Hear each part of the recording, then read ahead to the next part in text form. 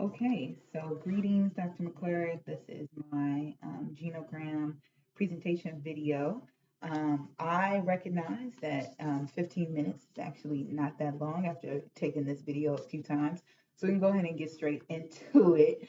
So I chose to do three generations, my grandmother's generation, my mom, obviously her children, and my father, my grandmother on my father's side and his children, and then also my generation. So those are the three generations that are depicted here. A little bit about, just kind of like the location. My grandmother, I mean, my maternal side is coming from Pine Bluff, Arkansas, to Southern California, and my paternal side is coming from Newport, Virginia, to Southern California. They're coming through that Great Migration period in the 70s, when folks were coming from the South, to the West and whatnot. So they're coming in that Great Migration period, particularly my mother's side, when my her father comes from Arkansas to San Francisco, right? Like that is a direct second wave Great Migration route, and that is the route that he took. And so, just this little history there. Um, so here I have depicted. This is my grandmother on my mother's side, and this is my grandfather who's still living on my mother's side, still living in San Francisco to this day, Hunters Point in San Francisco. This is my paternal grandmother, whose name is Josephine Adams, I believe. There's a lot of gaps on my father's side, but um, she passed when in the 80s before I was born. Um, and we call her name that we know her by is Mother Joe. We know my grandmother, whose name is Irma. I'm named after my maternal grandmother.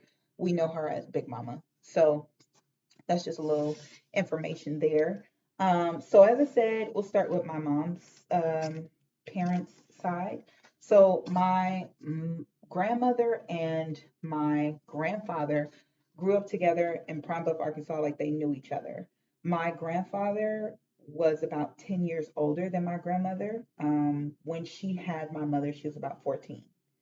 So when that was in the 50s and 60s, it was a different time, a different culture.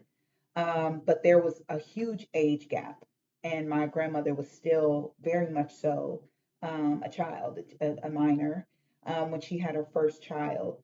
And my grandfather was a grown man. He was actually married to a woman here, and they already had two children when he got my grandmother pregnant. And so my mom always tells the story of how this woman got her children and my grandmother's children together and was like, I want y'all to know each other so that y'all don't sleep with each other, because you need to know who your siblings are. These are your siblings, and you need to know them.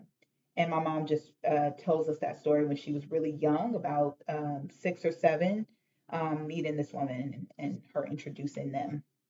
But my grandfather, who I did not meet until I grew up in Southern California. And as I said earlier, they came from Pine Bluff, Arkansas to Northern California. So I really didn't meet him, and they never came down to Southern California, by the way. I really did not meet him until um, I was in college, because I went to college in the Bay Area and I needed somewhere to stay to go to summer school. And, I ended up staying with someone who was really a stranger. But I ended up staying with him. It was fine, but it was definitely new because I didn't know him.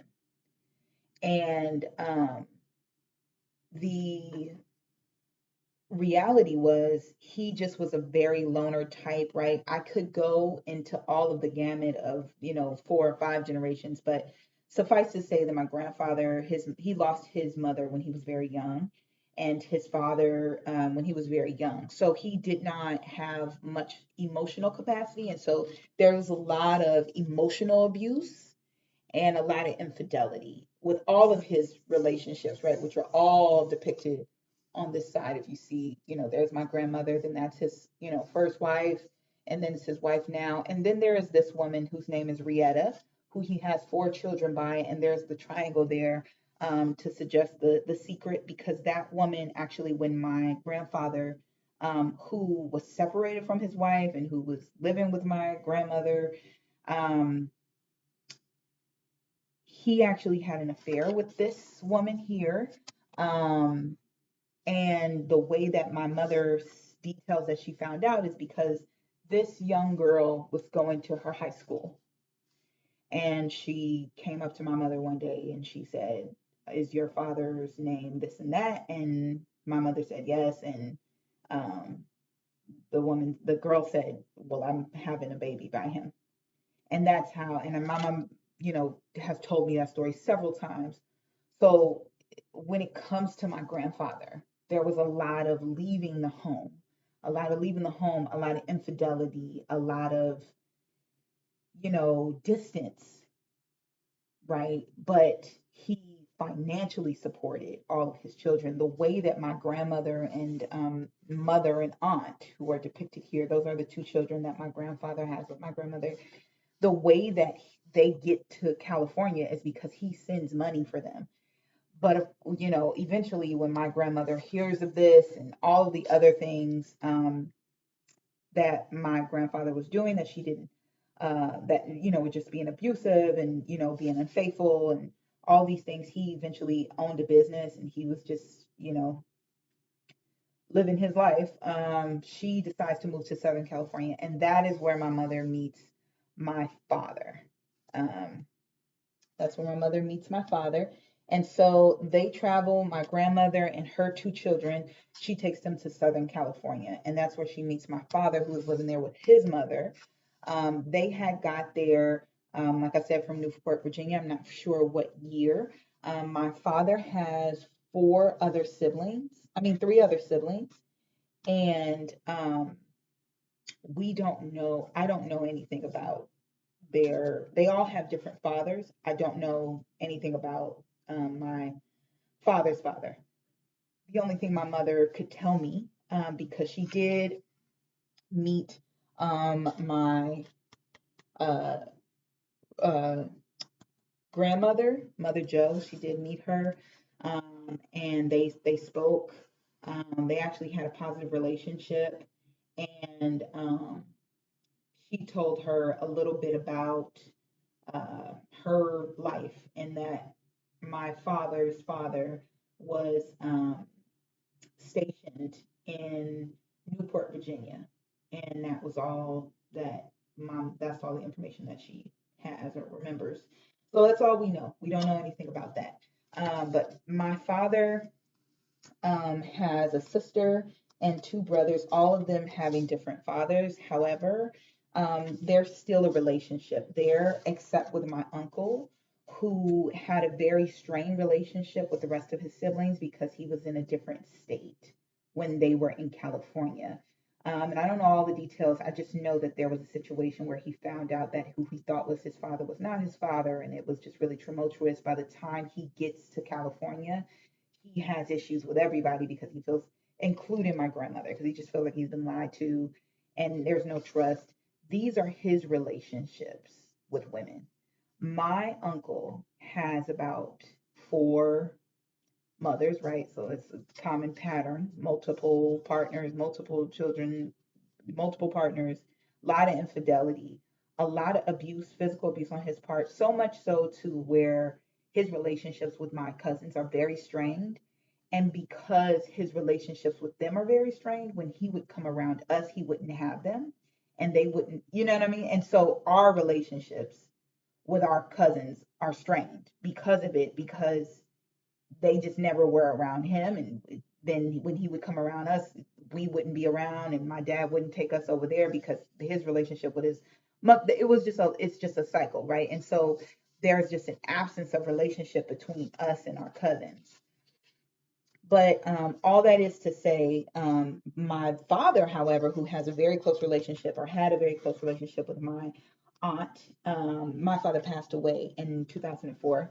But he had a very close relationship with my aunt, and my two cousins that my aunt had with her husband we were very close to them, Jermaine and Johnny. Johnny actually passed away in the 90s. He had HIV, and the little triangle there was because he was um, queer. I believe he identified as gay. And so he was shunned, right? We grew up together. We would see them all the time. They would always come around. But actually, my aunt actually told me that she kicked him out. We never talked about it explicitly, but we knew we wouldn't see him and he wouldn't be around. But sometimes he would come over our house, my mother and father's, and our house, all of us down here. He would come over our house just for money or for food or something. And my grandma, who lived with us, right? She would make him food, and it would like that's when we would see him. Other than that, we wouldn't see him. And then he passed away. So my cousin Johnny. And then my cousin Jermaine and his mother are very, very fused. He still lives with her in a senior living. He has never left home, ever. He is 40 years old, never left home. She is well into her 60s, and he still lives with her. And I believe that there is something there about the death of my brother.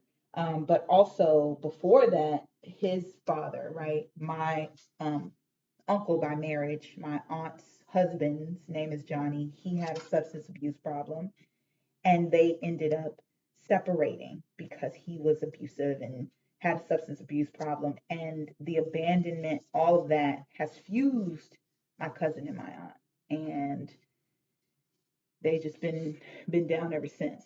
Um, so now we get to this area, which is my mother and father's relationship. So, my mother um, had a substance abuse problem, has a substance abuse problem. She is a um, addict, and was just has just been battling that all my life. Continues to battle that. My grandmother had a substance abuse problem. Several of us have struggled with substance abuse, including myself. Have all I've struggled with alcohol abuse, as well as binge eating and food addictions for all of my life.